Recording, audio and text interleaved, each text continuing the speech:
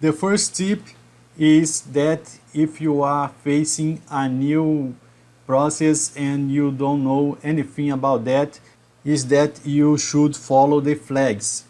And the flags show you what is going inside and what is going out from your process.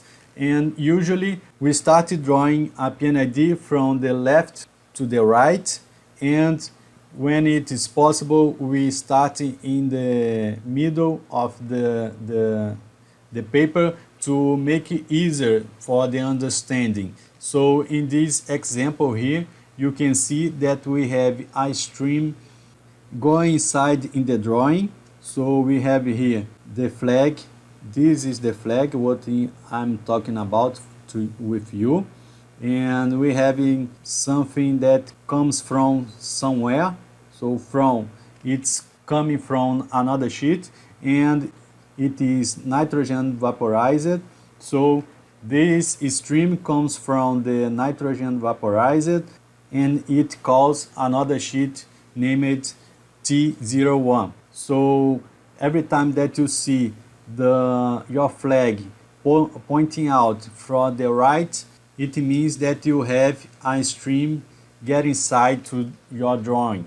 In the other hand, you have here another flag pointing out to outside of the drawing, and you have here two battery limits. It means that the discharge of the compressor is going to another sheet, in this case X01, and the X01 is the P&Id sheet that is related to the battery limit. What will help you also to understanding the process is the arrows that you see in each stream. It tells you the direction of the stream. So here I have a stream from the left to the right. Here I have it from the top to the bottom, and you can see that in the cooling water system.